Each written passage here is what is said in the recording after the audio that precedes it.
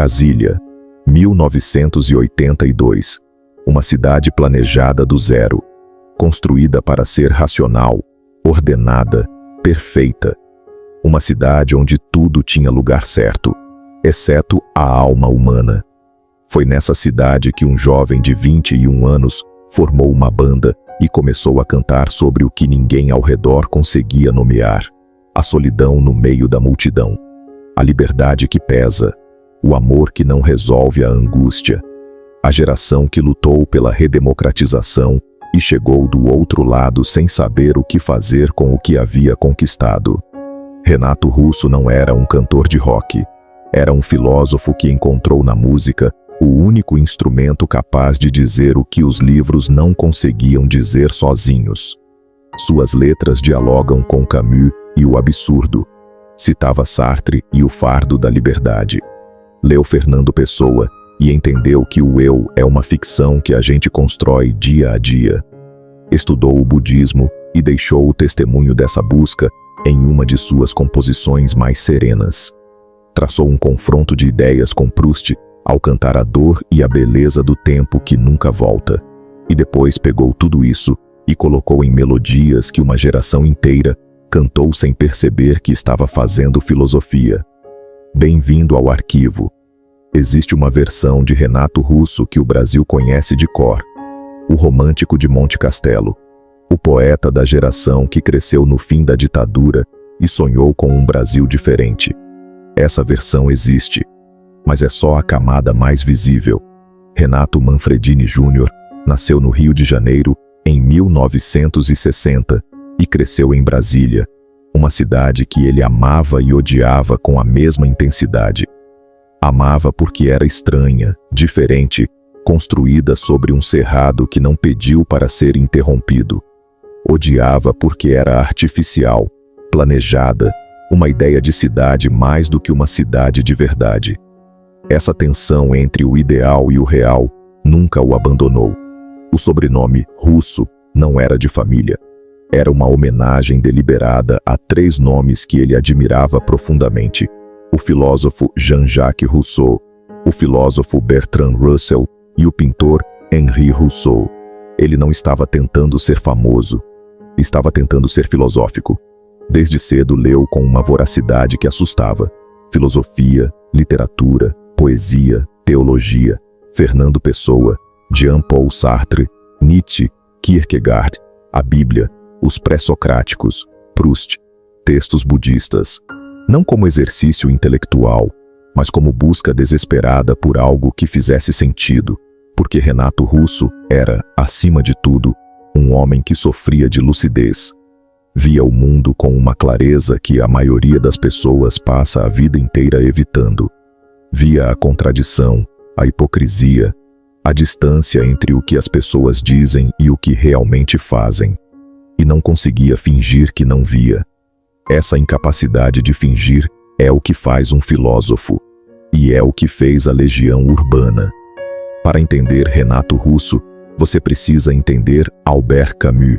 E para entender Camus, você precisa entender uma palavra que ele tornou filosófica: absurdo. Para Camus, o absurdo não é uma piada. É a condição fundamental da existência humana. O absurdo nasce do encontro entre 2 coisas: a necessidade humana de sentido, essa fome profunda por entender por que estamos aqui, o que significa tudo isso, para onde vamos, e o silêncio do mundo diante dessa pergunta. O mundo não responde. Nunca respondeu. Nunca vai responder. E é dessa colisão, entre a pergunta que não cala e o silêncio que não passa, que nasce o absurdo.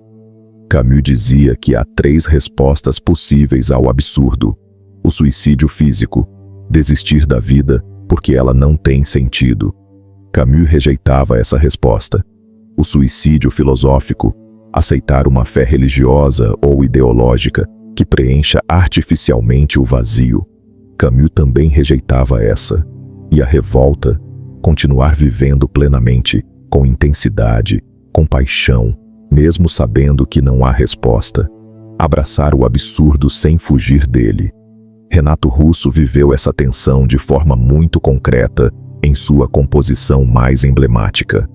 Ali, ele promoveu uma colagem entre um soneto de Camões e o hino ao amor de São Paulo, na primeira carta aos Coríntios.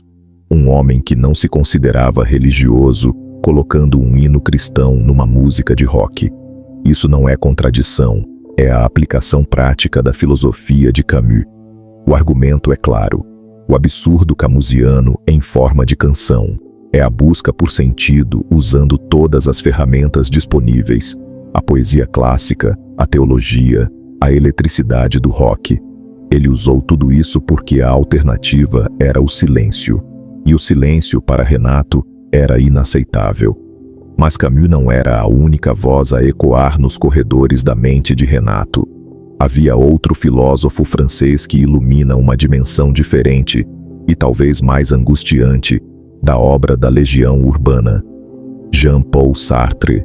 Se Camus falava da revolta contra o silêncio, Sartre falava do peso insuportável de ter que escolher quem somos em um mundo sem guias. Sartre disse uma frase que parece simples, mas é devastadora: a existência precede a essência. O que isso significa?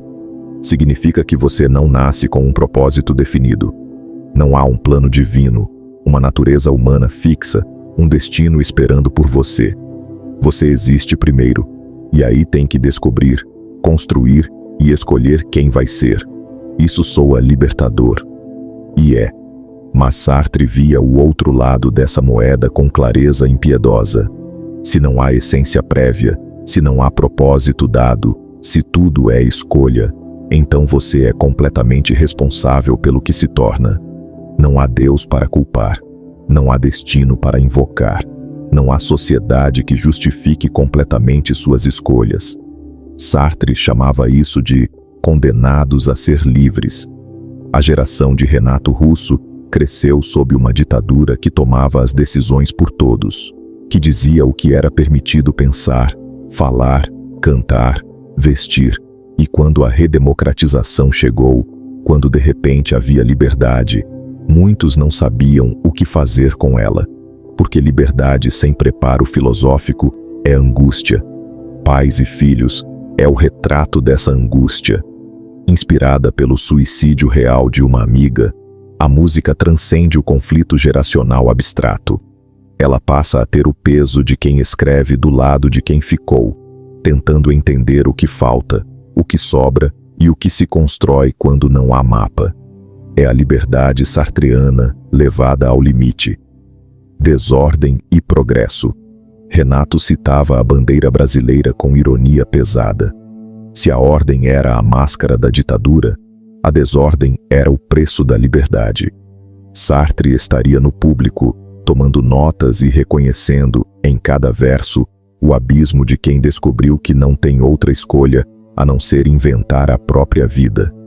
O terceiro fantasma filosófico dentro de Renato Russo vem de Portugal: Fernando Pessoa, o poeta que inventou outras pessoas para poder dizer o que uma só pessoa não conseguia conter. Pessoa criou os heterônimos, não pseudônimos, mas personalidades completas com biografias, estilos, visões de mundo e até horóscopos próprios. Alberto Caeiro, Ricardo Reis, Álvaro de Campos eram pessoas reais que existiam dentro de Pessoa e escreviam através dele. Para Pessoa, o eu é uma ficção, uma construção instável e múltipla que finge ser coerente para sobreviver no mundo social. Não sou nada, nunca serei nada, não posso querer ser nada. A parte disso, tenho em mim todos os sonhos do mundo. Renato Russo conhecia Pessoa profundamente. Viveu essa multiplicidade de formas muito concretas. Era o Renato do palco, carismático, intenso, capaz de preencher um estádio com presença. Era o Renato dos bastidores, tímido, intelectual, inseguro, que preferia a companhia dos livros à da maioria das pessoas.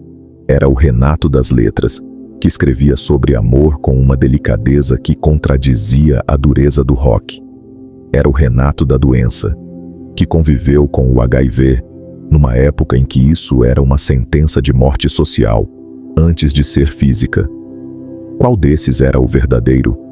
Pessoa responderia: todos e nenhum. Renato entendeu com o poeta português que ser um só é uma prisão. Ele não inventou outras versões de si mesmo por vaidade, mas por necessidade. Ele precisava do Messias do rock para dominar estádios e proteger o Manfredini Júnior, o homem tímido que preferia o silêncio dos livros. Ele precisava do rebelde punk para gritar contra a injustiça e do poeta delicado para falar de um amor que dói. Uma pessoa só não daria conta de carregar tudo o que ele sentia. O eu de Renato Russo era o espaço entre todas essas máscaras.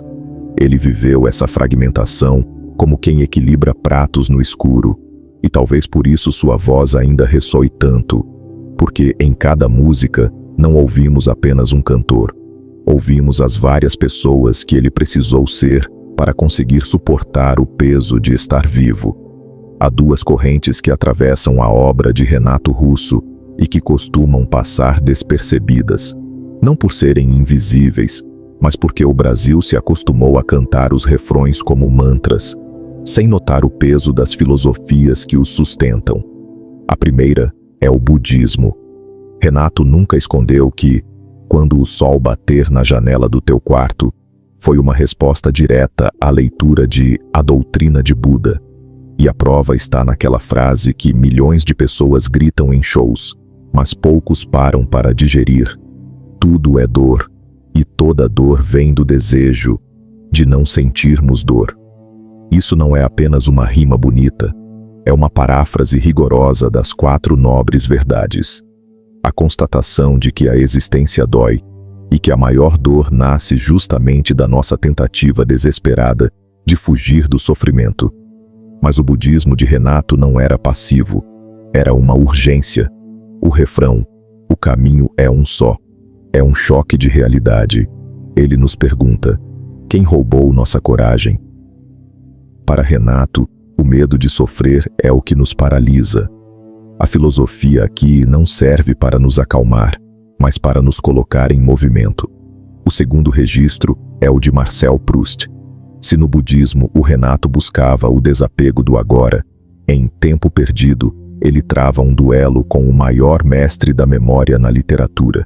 Enquanto Proust via o tempo como algo que nos escapa e nos condena à saudade, Renato inverte a lógica. Nem foi tempo perdido.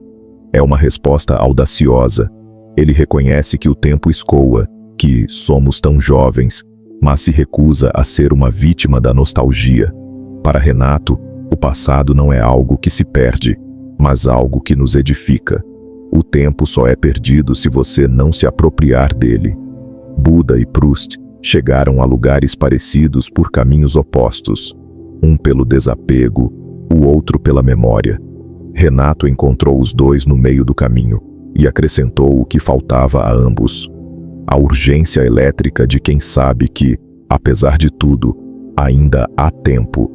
Mas há uma dimensão de Renato Russo que vai além da filosofia individual. Ele era o porta-voz de uma geração inteira e sabia disso com um peso que poucos artistas brasileiros carregaram de forma tão consciente. A geração que cresceu sob a ditadura militar tinha um inimigo claro. A luta pela redemocratização tinha um propósito claro. Havia algo contra o que se revoltar, algo pelo que lutar, uma direção para a energia coletiva. E então, a ditadura acabou, e a democracia chegou, e de repente não havia mais inimigo visível, não havia mais causa clara, havia liberdade, e a angústia de não saber o que fazer com ela. Camus chamaria isso de o absurdo pós-vitória. Sartre chamaria de o fardo da liberdade sem estrutura. Pessoa diria que era o momento em que o eu coletivo precisava se reinventar sem saber quem era. Renato Russo chamava de geração Coca-Cola, com ironia feroz. Uma geração que havia lutado por liberdade e chegado do outro lado para encontrar o mercado, esperando para preenchê-la com consumo. A legião urbana não oferecia respostas prontas nem panfletos políticos. O que Renato fazia era segurar um espelho diante de uma juventude que, pela primeira vez, podia se ver livre e estava apavorada com o que via.